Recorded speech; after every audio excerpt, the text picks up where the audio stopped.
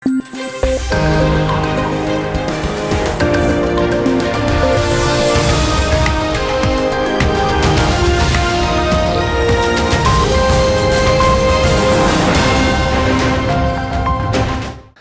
башкы жаңылыктары менен тааныштырып, назарыңыздарда жаңылыктар алдыдагы убакыттарда. Нарын облусунун аймагында кылмыштуулук менен күрөшүүдө аткарылган иштердин жыйынтыгы чыгарылды. Дары чөптөр өндүрүшүн өнүктүрүү учур талабы. Тоолуу аймакта бал өндүргөн ишкерлердин саны көбөйүүдө. Бүгүн Кыргыз Республикасынын президентинин милдетин аткаруучу премьер-министр Садыр Жапаров расмий билдирүү таратты. Биз аны сиздерге толугу менен тартуулайбыз.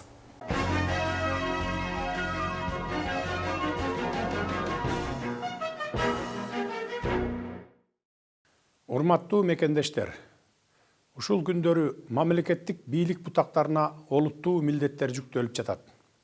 Анын ичинде Кыргыз Республикасынын президенти жана өкмөт башчынын милдетин аткарып жаткан мага өтө чоң жоопкерчиликтүү ыйгарым укуктар берилди.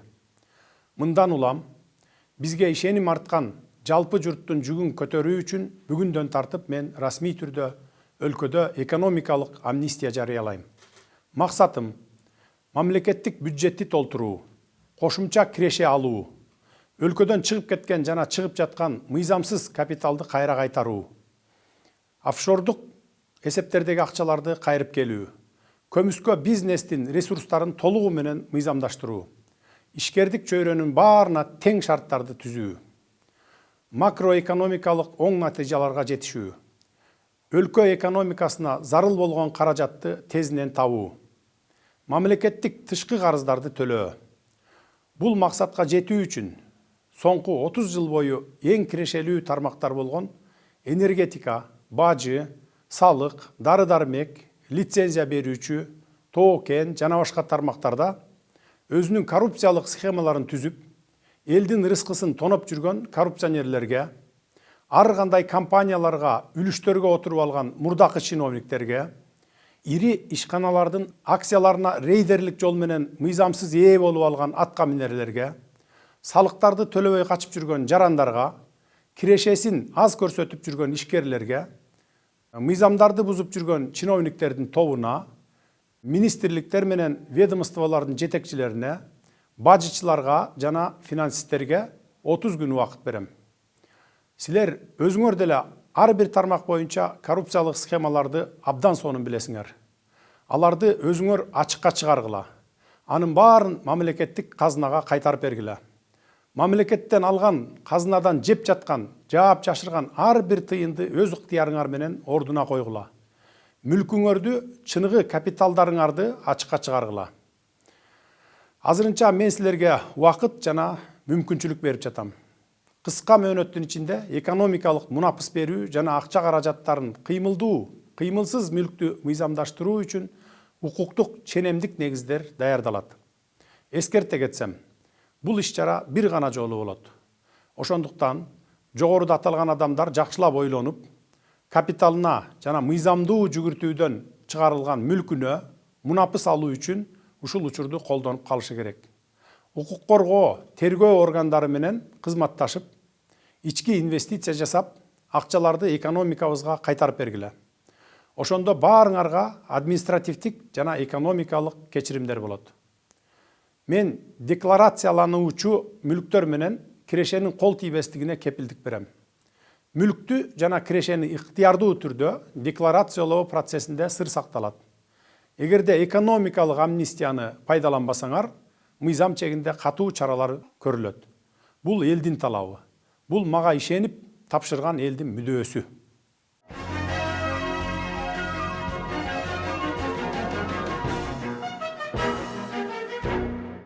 Коомдук коопсуздукту сактап кылмыштуулук менен күрөшүүдө иш алып барып жаткан милиция кызматы жыл башынан берки аткарылган иштердин жыйынтыгын чыгарды. Анда өзгөчө оор кылмыштардын бетин ачууда натыйжалуу иштери жүргүзүлгөн. Учурдагы шартка байланыштуу жыйын онлайн форматта жүргүзүлүп, бир катар маселелер талкууланды. Милиция кызматынын жыл башынан бери жүргүзгөн иш-аракеттеринин жыйынтыгына сар эсеп салган облустук деңгээлде жыйын өткөрүлдү. Анда ар бир шаар жана райондук милициянын аткарган иштери тууралуу маалыматтар айтылды. Райондорго тартылган списогун да беребиз, ошону мына Улан Жамангулов ответственный деп айтылып атат, ошону да контролдоп коебуз. Ар бир тармак боюнча областардан бүгүн ошо СОБУР, кайгылуу күзөт кызматы жана ошо жол коопсуздук кызматы боюнча жыйындар өттү. Азыр болсо мынакей өзүңүздөр көрүп атасыздар, ошо райондук жана шаардык бөлүмдөр менен онлайн жыйын өткөзүп атабыз. Акыркы 9 ай ичинде Нарын облусу боюнча 15 өзгөчө оор кылмыш иши катталып, кылмыштардын бети 100% ачылып сотко өткөн. Ал эми облус ичинде катталган ар кандай майда мыйзам бузуулар жана жоруктар боюнча иликтөө иштери өз учурунда аткарылууда. 15 кылмыш катталган, ушул оор кылмыштар. Бул жерде киши өлтүрүү 5 факт, ошондой эле тоноолор, зордуктуулар болуп, ошол 15 кылмыш катталган. Ошонун 12 сотко кетип, бирок баардык кылмыштын бети ачылган. Бул бети ачылган ошол азыркы күндө Жумгалы районунда бир киши өлтүрүү боюнча мынакей сотко бүгүн кетирип атышат. 9 айда кетирип алган жок. Ошол 80% 9 ай менен түзгөн 80% ачылышы кылмыштын. Азыркы күндө өзгөчө оор кылмыштардын ачылышы 100%. Онлайн кеңешмеде аймактык тескөөчүлөрдүн ишмердүүлүгү боюнча маселелер каралып, коомдук коопсуздукту жана кылмыштуулукту алдын алуу иштери талкууланды. 2020 жылы 9 айда жалпы 38 иш соттун кароосуна жиберилген. Анын ичинен 23 жазык иши, 15 жорук иштеринен соттун кароосуна кетирилген. Астатакта 135 жазык иши бар. Анын ичинен 26-сы азыр сыйышмасы деп эсептеп атабыз. Жорук ишинен 82 астатак калып атат. 82-нин 36-сы өздүгү менен, 26-сы ир аскырты, 17-си эски иштерден болуп атат. Белгилей кетсек, буга чейин милиция кызматкерлеринин 6 айлык ишмердүүлүгүн жыйынтыгы боюнча онлайн жыйын республикалык деңгээлде өткөрүлгөн. Ал эми бул жолу облустук мааниде өткөрүлүп, коомдук коопсуздукту сактоо боюнча бир катар тапшырмалар берилди. Жамин Көлбаев, Айбек Айткулов, жаңылыктар. Нарын районунун Миңбулак айылындагы Актан Тыныбек атындагы орто мектепте 1-ден 6 класска чейинки окуучулар кадимки режимде билим ала башташты. Салттуу окуу башталды. Эске сала кетсек, буга чейин эпидемиологиялык абал туруктуу аймактарда жана аз сандагы окуучулар окуган мектептерде жаңы окуу жылындагы окуу салттуу түрдө уланат деп Билим берүү жана Илим министрлигинен кабарлашкан. Кененирээк Азима Жейкешова баяндайт. Аяна Нарын районунун Миңбулак айылына караштуу Актан Тыныбек атындагы орто мектепте 4-класста окуйт. Март айынан бери дистанттык формада окуп жаткан кичинекей каарман башка классташтары сыяктуу эле салттуу окууну кубануу менен кабыл алып, экинчи мындай оору жок болсо деген тилегин билдирди. Коронавирус кетсе экен, бул вируста болгон адамдар тажат. Мен классташтарымды сагындым. Бияка мектепке окуганыма сүйүнүп атам. Менин эжейим жакшы түшүндүрөт телефонго караганда. Мектеп боюнча 1-класстан 6-класска чейин жалпысынан 347 окуучу болсо, алардын 90% салттуу окууга катышууда. Балдардын коопсуздугу үчүн окуучуларды 2 нөөмөткө бөлүп окутуп жатабыз дешет мектеп жетекчилиги. Биз ошол жанагы сан нормаларды сактоо менен окуп жатабыз. Аралыкты сактап, анан биздин имаратыбыз тар, тилекке каршы, анан ар бир класста бир 17-18ден 20га чейин балдар окуйт, кээ бир класстарда 23ге чейин болуп кетет. Ошол нормаларды сактоо менен ар бири маска менен, бет кап менен келип атышат. Мектепке келген окуучулар ар күнү жергиликтүү медициналык кызматкерлердин көзөмөлүнөн өтүп, дене табы өлчөнүп, ар бир окуучу керектүү гигиеналык каражаттар менен камсыз кылынган. Бул жылы окуу башталгандан баштап биз медицина кызматкерлери мектепке келип, ар бир класска, ар бир окуучуларга түшүндүрүштөрүн жүргүздүк. Ковид оорусунун 19 оорусунун алдын алуу боюнча түшүндүрүштөрүн ар бир окуучуга түшүндүрүштөрүн жүргүзүп кеттик. Маскаларды тагынуу, колду самындап жүрүүнүн эрежесин жана аралыкты сактоонун эрежелерин түшүндүрөт. Пандемияга байланыштуу санитардык абалды көзөмөлгө алуу боюнча Нарын районунда түзүлгөн штабтын чечими менен 15 октябрдан баштап район аймагындагы 34 мектепте 1-6 класстар үчүн салттуу окуу жүргүзүлө баштаган. Ал эми облустун башка райондорунда окутуу иштери аралыкта улантылууда. Сентябрь айында Бишкекте 7 жаштан 16 жашка чейинки 439 бала ковидке чалдыгып, октябрдын 2 жумасында бул көрсөткүч 425ке жеткен. Мына ушундай кооптуу кырдаалга байланыштуу Бишкекте 1-6 класстын окуучулары 1-чейректи аралыктан окуп бүтүрмөкчү. Азима Жекешова, Жеңиш Абдылдаев, Бакыт Самсахунов, жаңылыктар. Климаттык шарты катаал, бийик тоолуу Нарын облусунда өскөн дары чөптөрдүн сапаты жагынан алдыңкы орунда. Бирок тилекке каршы Союз тарагандан бери дары чөптөр баасын жоготуп, басымдуу бөлүгү чет өлкөгө ташылып кетет. Мындан улам жергиликтүү деңгээлде ишкана ачуу менен жумуш орундарын түзүү зарылдыгы пайда болуп, алгачкы кадамдар башталды. Теманы кийинки сюжет улайт. Күн илеби сууктап баштагандан тарта сасык тумоо оорусу күч алгандыктан ага карата дары-дармектерге муктаждык күч. Мындан улам Нарын шаарындагы номер 11 дарыканада дары-дармектердин түрлөрү демейдегиден көп даярдалууда. Биринчи ошо антигриппиндердин порошокторун тартып алабыз дагы. Кальций глюконат, аспирин, аскорбинка ушундай порошокторду кошуп талкалап алып туруп, анан ар бирин безге тартып, чоң антигриппиндин бези ар бир кагаздын ичинде безди 0,94 кылып тартып алабыз. Фенобарбитал детский деп 0,005 ар бир порошоктун граммынан карап жасайбыз. Союз доорунан тарта дары-дармектердин түрлөрүн жасап чыгарган бул дарыкана учурда дагы ондогон дарыларды чыгарат. Бирок тилекке каршы колдонулуучу кошулмалар чет өлкөдөн ташылып келет. Бир кезде Нарын облусунун аймагында дары чөптөрдү жыйнап, саламаттык сактоо министрлигине таандык фармакология департаментине тапшырылса, эгемендүүлүктөн тарта мындай кадамдарга бөгөт коюлган. Теңир Тоо аймагында сапаты жагынан алдыңкы өсүмдүктөрдүн түрлөрү өскөндүктөн учурда барк баасы жок бойдон калууда. Союз убагында бизге деген дары чөптөр чогултуу боюнча план, кадимкидей план берчи. Нарын районунан биз чогултчубуз шиповниктин, тысячелистник деген чөптү чогултчубуз, математика деген жалбыракты, подорожник деген жалбырактарды чогултчубуз. Шунун баары азыркы Нарын ошол маалда бизге план берип, биз өзүбүздүн эле специалисттер чогултуп, кургатып, анан Бишкекке сдавать этчүбүз да, Бишкекте биздин заводдор болчу. Азыр бул чөптөрдүн баары Нарын областында, Нарын районунда так чогултулбай калды. Азыр аябай сырьё көп бизде. Чөптөр боюнча ишкана ачылса абдан жакшы болмок. Например, ошого нуждасы керек потребность болуп атат да. Например, жана сироптор. Балдарга аябай жакшы болчу да. Сироп шиповник, сироп календула дегендер болчу эле. Тоолуу аймакта өскөн дары чөптөрдү жеке менчик дары чыгаруучу жана ортомчу компаниялар тарабынан жеке жактарга буйртмалар берилип, терилип сатылат. Бирок тилекке каршы чогулган дары чөптөрдүн басымдуу бөлүгү чет өлкөгө чыгарылып кетсе, айрым гана бөлүгү жеке менчик фармакомпаниялар тарабынан дары-дармектердин түрлөрү жасалат. Ал эми Нарын облусунда болсо жергиликтүү чөптөрдөн дары өндүрүү мүмкүнчүлүгү боло элек. Болгону буга чейин Ат Баш районунда дары чөптөрдү кургатып даярдоочу ишкана ачылган. Мындан улам дары чөптөрдүн түрүн айырмалай алган Нарын районунун Эмгекшил айылынын тургуну Султек Көбөков дагы дары чөптөрдөн шире чыгарууну максат кылып ишкана ачуу алдында турат. 100гө жакын чөптөрдү жыйнаган карыя дарыкана ачып, ага жергиликтүү бийлик өкүлдөрү катышты. Чакан ишканага керектүү жабдыктар Орусия өлкөсүнөн алынып келинип коюлмакчы. Жергиликтүү калкты ишке тартуу менен өндүрүүгө карата дары чөптөрдүн кампасы даярдалган. 100 түрлүү чөптүн түрүн билем. Азыр бүгүнкү күндө 60 түрлүү чөптү гана жыйнаганга жетиштик.